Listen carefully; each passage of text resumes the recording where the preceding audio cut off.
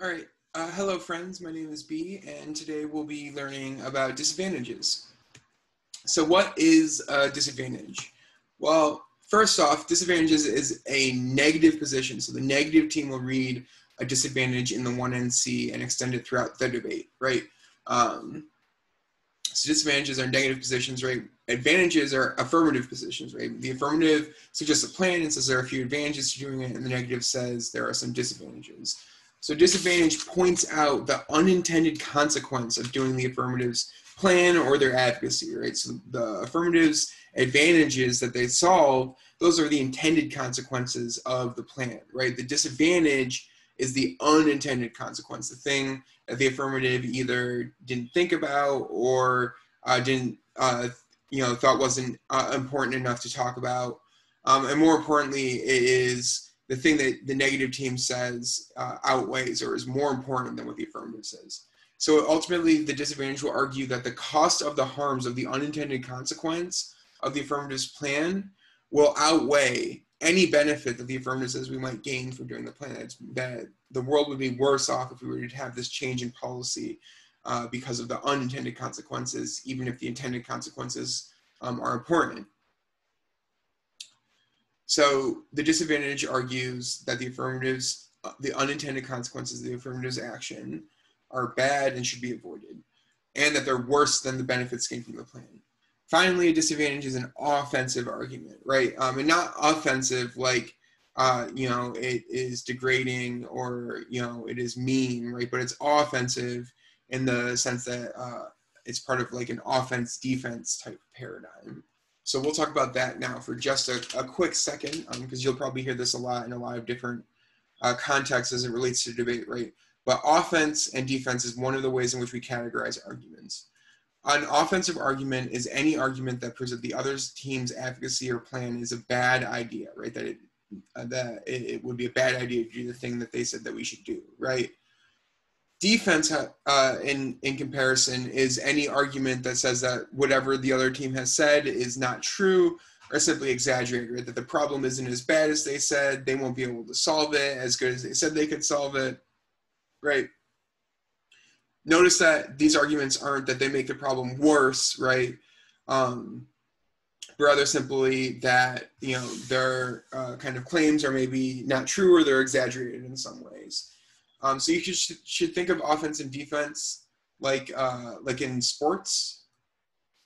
Like in sports, right? So when you're on offense, like when you're playing basketball or soccer, right, you're trying to score points for your own side, right?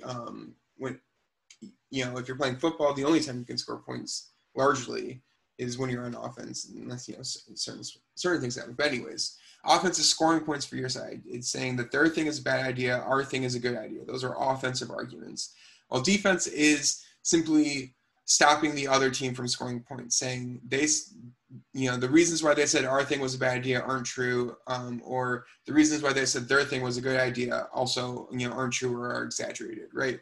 So it's all about whether you're scoring points for your team or you're stopping the other team from scoring points. So disadvantage, right, is offense because you're saying that their plan has an unintended consequence. It's a disadvantage. It's a bad thing. And we should avoid doing it, right? It's an offensive argument because it scores points for your team. It says their idea is a bad idea. All right, cool. So the structure of a disadvantage. The disadvantage traditionally has 4 parts to it, right? It has, and if these words don't make sense in this context to you right now, that's totally fine. We're going to go through each one of them in depth. But a disadvantage has uniqueness, it has a link, it has internal link or internal links, and it has an impact, right? Uniqueness, link, internal link, impact. Those are the 4 parts of the disadvantage. So starting at the beginning, uniqueness, right, is a really complicated way to simply say that it's a description of the status quo, right? The status quo, that term is a Latin term, and it means what's going on right now, the way that things are currently going, right? So the negative team will always start out with a description of what's going on right now because they want to say that things as they're going right now are okay. It's not too bad, the disadvantage isn't going to occur in the status quo, right? That things are going okay. And if we were to change in the status quo via the plan, then that is where we might run into some problems. So I have a quick clip for you all.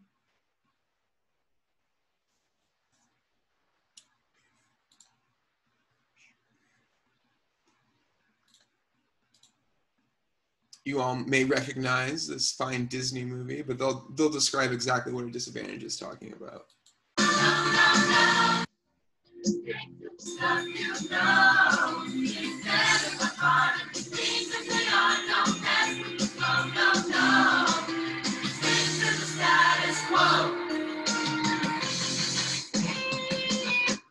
All right.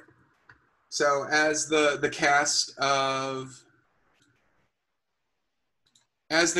High School Musical was letting us know, right? You should stick to the status quo. You should keep things as they are. You should go with the flow, right? That's what a disadvantage is saying, is that things aren't so bad right now. But if we were to do the plan, then a bad thing would happen, right? So uniqueness is simply describing the status quo. What is the flow? What's going on? What should we stick to, right? It's called uniqueness because it argues that the disadvantage is a unique consequence of the plan. And by unique, that means that the disadvantage will not occur because of something else happening in the status quo, right? That the bad thing that you're going to describe with the disadvantage is only going to happen if we do the plan. It's not going to happen if we don't do the plan, right? So it's unique to the plan. And that's why it's called uniqueness, but generally it's just a description of the status quo. And then finally, it argues that the other things that are already happening or are going to happen won't cause the harm that the plan is going to cause if we were to implement the plan. So uniqueness describes what's going on now, says things aren't so bad, things are going to be okay.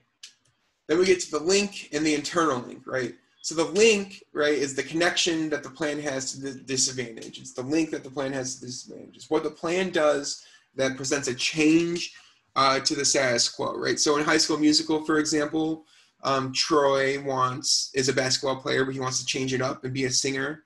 That's what that song's about, right? That he's going to change things up, right? That's what the link is. It's the thing that the plan does that changes things up, right? So for the packet affirmative, right, that's about implicit bias training, right, it would be a change to status quo where there's not currently a federal program or requirement for implicit bias, and there's not funding for it. So the change would be those things, right, what the plan does to change that. After that, you can think of the disadvantage like a series of dominoes, right? After the plan comes in and pushes the first domino, it will knock over a few other things. The plan happens. There's, more implicit bias training that causes this thing and then the next thing, etc. And each domino that gets knocked over is what's called an internal link, right? It's not the thing that the plan did, it's the thing that the plan caused, through a chain of events, right? Additionally, you can think of it like a chain, like a link, like a chain link, right? That you need all of these different links connected to make the chain. And if any individual link is broken, then the whole chain is broken. Which means that if you're negative, you have to defend that all of your link arguments and all of your internal link arguments are probable, that it's likely that they'll occur, right? Because if the affirmative team wins, then one of them is just not true, it won't occur at all, or that if a lot of your arguments are all exaggerated, right, then it means that, you might see that chain starting to break a little bit. And then the last part of a disadvantage is the impact, right? And the impact is the big bad thing that would ultimately occur as a result of the plan. After you go through the link, after the dominoes keep getting knocked over, what's waiting at the end? What's the big bad thing that would occur? So it might be like an event, right? Like you might talk about a disadvantage about like the coronavirus pandemic, or your impact might be about a war between the US and Russia or between other nations. Could be about climate change, right? Which is a process, but it's kind of like an event, right? It happens over time. But it also could be related to more of things like social justice. So you could have a disadvantage about police brutality, or a disadvantage about poverty, right? And funding and stuff like that. And it can be related to things like discrimination and power as well. How would the plan get kind of implemented in different ways that maybe they didn't think about, or that the proponents of the plan hope that it wouldn't. So how might that occur?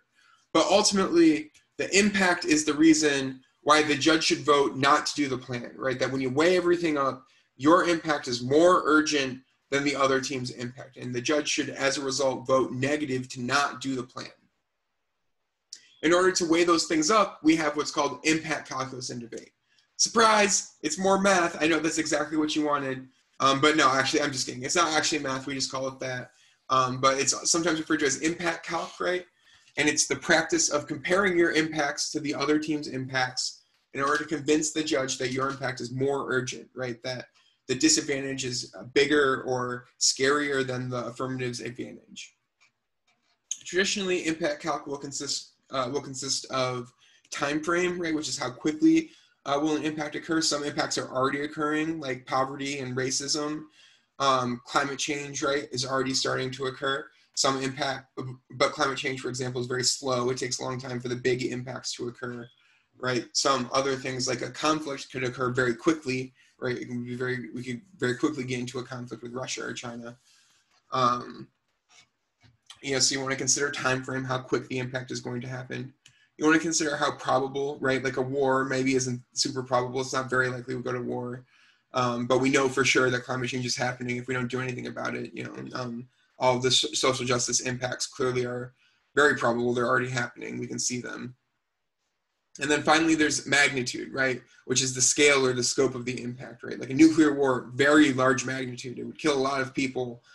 Climate change, huge magnitude. It's very large in scope, right? So you might want to also think about magnitude.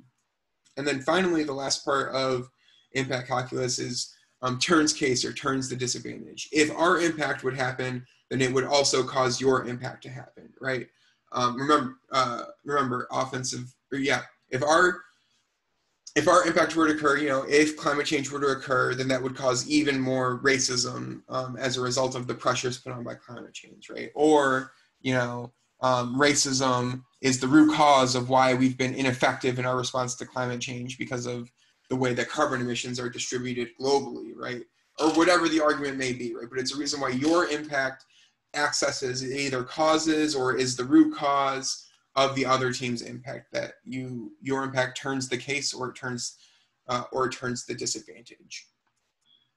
So you want to think about your impact, you know, what's the time frame on it, what's the probability, what's the magnitude, and how does it interact with their impact? And then you want to describe those things. Like maybe the other team might have a quicker impact, right? But you might want to say probability is much more important. We know that we know climate change is going to occur, even if it takes a long time. Their impact sure may be quick, but it's not as probable and it doesn't have as big of a magnitude as our impact. So, you know, you can't always win all three of these, and you can't always win or all four with a turns case argument, right? So sometimes you need to pick one or two and say why they're more important than the other one because of the impact that you're defending in the debate.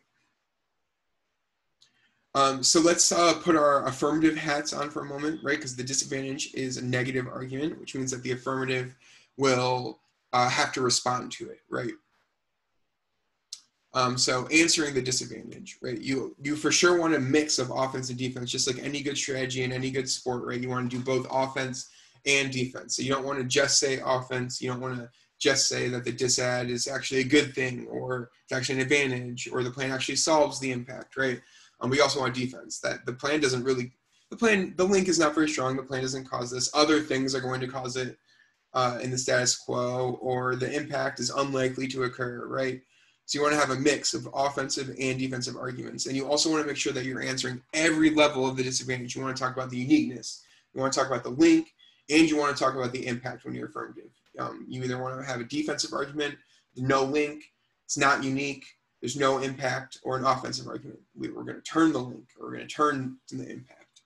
You also want to start doing impact calc early, right? Even as early as the 2AC, you want to say, you know, this disadvantage, it may seem scary, but it's not as important as the affirmative. The case is always something that you can use to outweigh the disadvantage. And you can start making those arguments as early as the 2AC. Finally, when you have an offensive argument against a disadvantage, it's called a turn, right? So we turn the link around. Oh, you said that the affirmative was actually going to cause Biden to lose the election, but in reality, we have some evidence that says that the affirmative would make it more likely that Biden would win the election, right? You turned it around, right? Or, you know, you said that, you know, the plan diverts funding away from necessary social services, but actually the plan opens up funding in X, Y, and Z categories. So we actually increase funding, right? So you turn it around.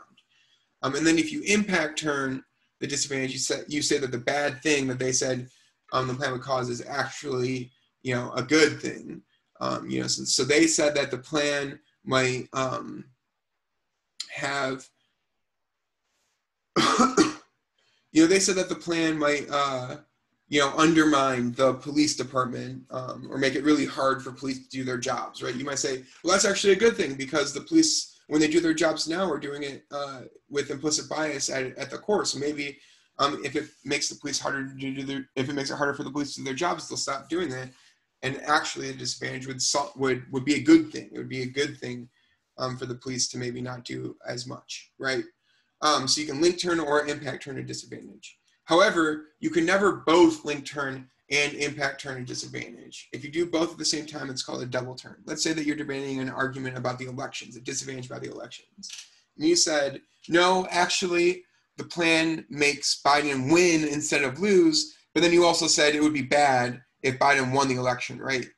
The link turn and the impact turn. So now you said not only would it be bad for Biden to win the election, but the plan actually causes Biden to win the election.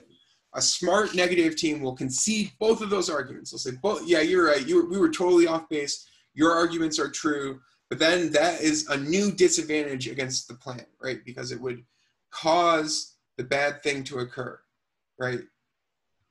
So you said the bad thing they said is actually a good thing, but also that the plan stops that bad thing from occurring. Well, now you've stopped a good thing from occurring, right? It's still a disadvantage to the plan. So you have to choose. You have to link turn or impact turn the disadvantage. But remember, once you've chosen, if you link turn, you still want to say there's no impact. And if you impact turn, you still want to say there's no link. So doing both is called a double turn. Finally, if you choose to link turn, you must include a not unique argument. For the elections at Disad example, right? Let's say that the negative team gets up and they say, Biden's going to win the election now. The plan causes Trump to win the election. Trump winning the election would be really bad, right? If you get up and you say no impact because Trump will be constrained in his second term, and a link turn, the plan actually helps Biden win the election, but you haven't denied the uniqueness argument, right? You've just said the plan helps Biden, but you haven't said that Biden is in trouble now, right? Then it's not really offense, right? Because you've not really improved anything, right? Biden was already going to win before the plan did anything, right? So when you have a link turn, you have to include a not unique argument. That's called completing the link turn, right? But when you're answering the dissad, the important thing to keep in mind is that you want a mix of offense and defense, and you want to answer every part of the disadvantage. So it's not unique, no link, no impact, and then choose a link turn or an impact turn. And the link turn also includes the not unique argument. So I hope that helps you all a little bit clear up, what the dissad is and how you might go about answering it. Cheers.